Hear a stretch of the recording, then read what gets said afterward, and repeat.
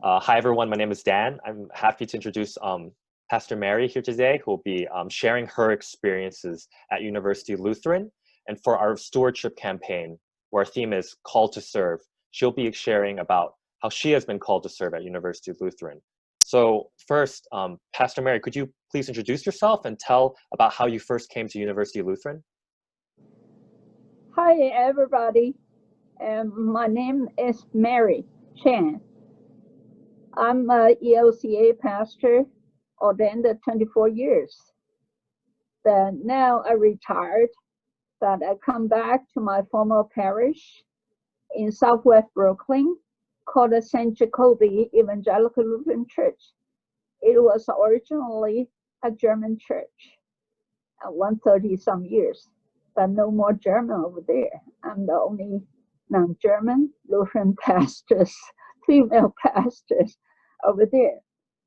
So, and I'm so grateful for the gospel and for the church in this land. I experienced a lot of richness because the open-minded church welcome people. So that made a part of me today. So I want to share my story with you.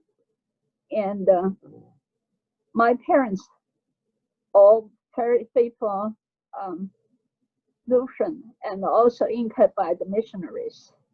So since I grew up, I always want to tell people about Jesus in different ways.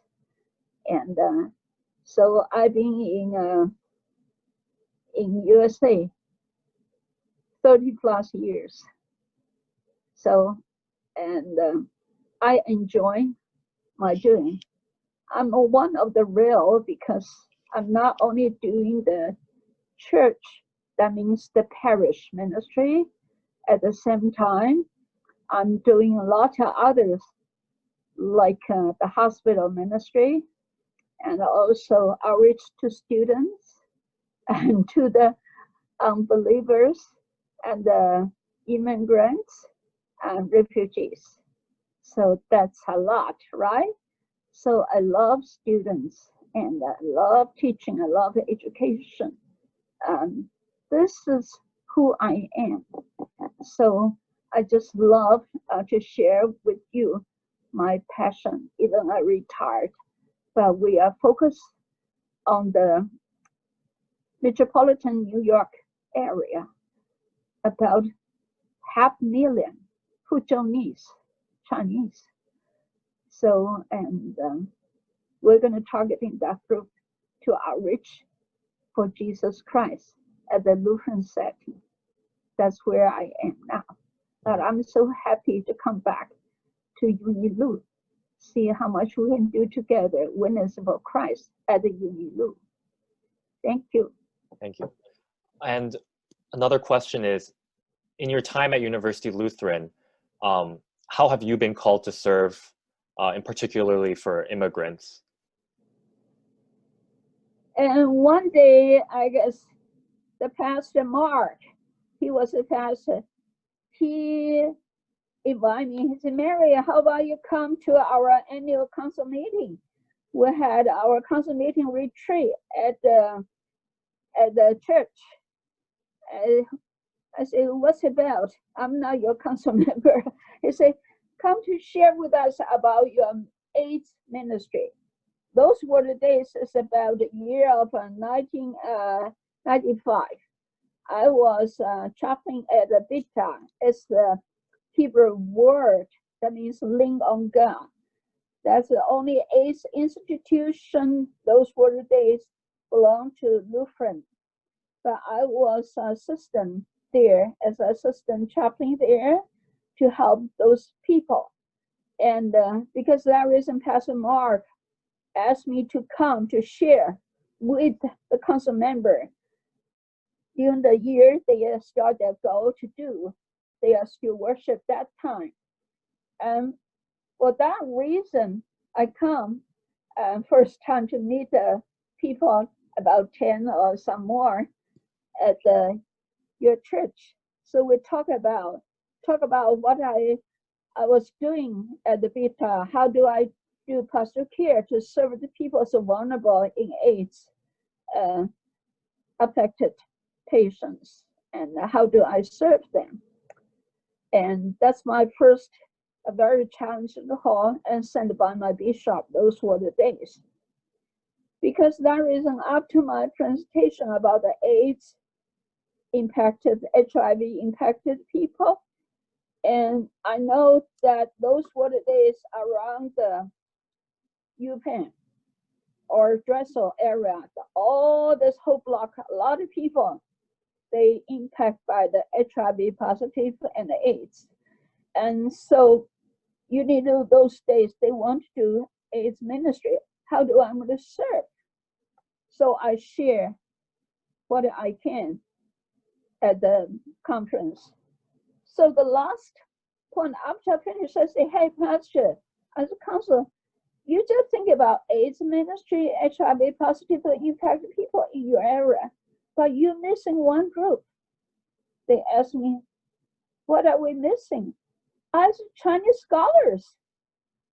In 1998, 1995, 96, 98, a lot of scholars from China come to UPenn, Drexel. They like visiting scholars. Lots of times they have their family here, okay? They're a different group than the other group. So I say, how about you doing this? I say, everywhere you see the scholars. You see a lot of people is more older than today's Asian Chinese students' age, because they are experiential adults. Because of that reason, and the Pastor Mark immediately and to tell me, Mary, if you can help, I can give you a key. You come here, you do the ministry. I say, Mark, Pastor Mark, how can Lutheran? We need a process. We need to do the meeting. We need to do the assessment. We don't do meeting. You just ask me to come, you give me the key. Is this the case?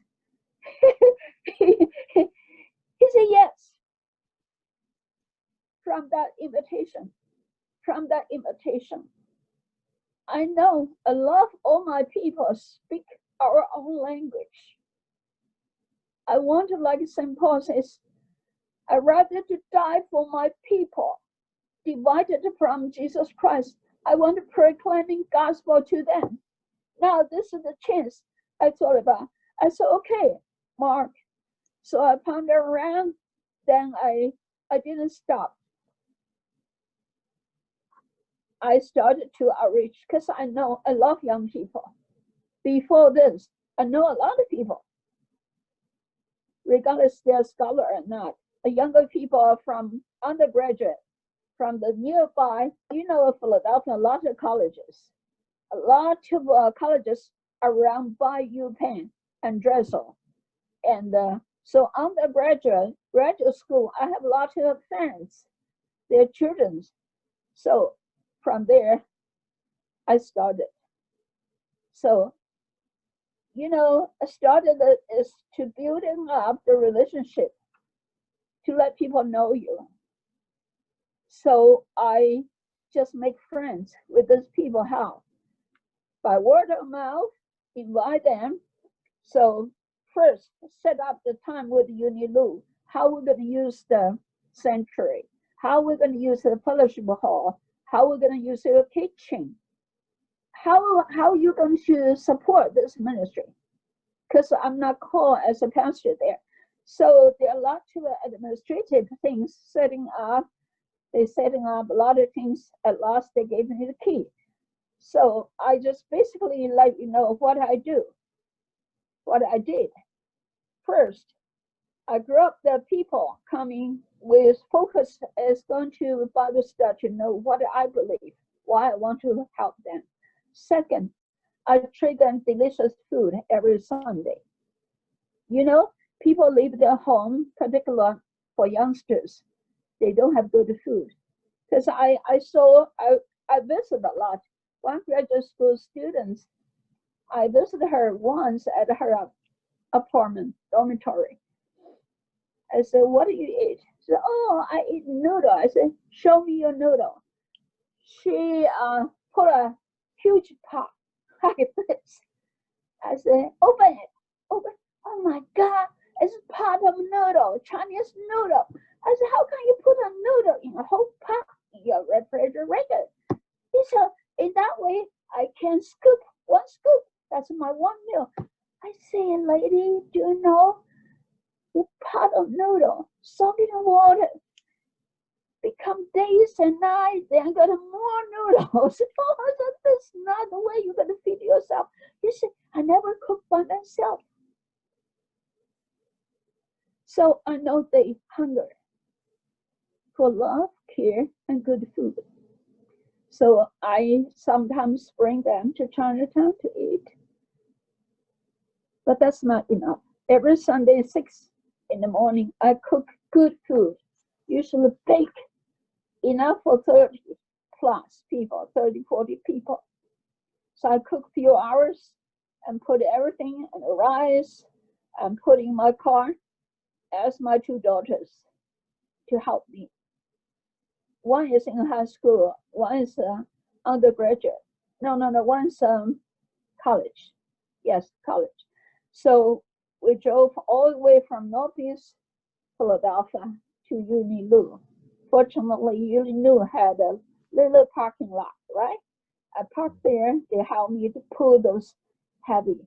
Usually I have meat and vegetable and rice. Everybody loved Mary's cooking, you know? And so we, Unilu morning service ended at 12. So afterwards, I gathered them to have a meal, to have lunch, prayer. Then after lunch, they're satisfied. Then we gather together.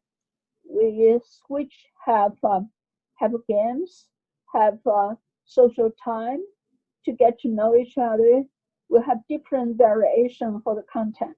But most important things is to have a Bible study. And to have Bible study and to have some other things, Q&A, to have different things, to sing. I was a music teacher and sing. So we sing not only hymns, different songs to have fun time. That's how we divided it. To have spiritual care, physical care, food, and social time. So that's basically things I was doing for a while. So almost like each time we had around 24 to 36 people. That's the ministry I was doing. But unfortunately, this is like a volunteer to do this. But at that time, because I don't have income, Unilu want me to stay there. They know my teaching background. I was teacher in different levels in Hong Kong, certified teacher, but they want me to stay. But so they set up a community support with a Dr. Shoemaker, a social worker department from UPenn, and also under him the committee of the chair of Unilu. They put things together with Lutheran campus ministry, with the Unilu, a little bit here and there, to make a group of people want to continue to support me, want to call me as part of Unilu's ministry, want me to make me staff at your church. Is that enough for you now? Yeah, that was wonderful. Thank you so much for sharing your experience, and I'm so grateful for the work that you did in sharing the gospel with people who haven't heard it before, and serving the community in Philadelphia. So we're really grateful for sharing your experience and how you've been called to serve.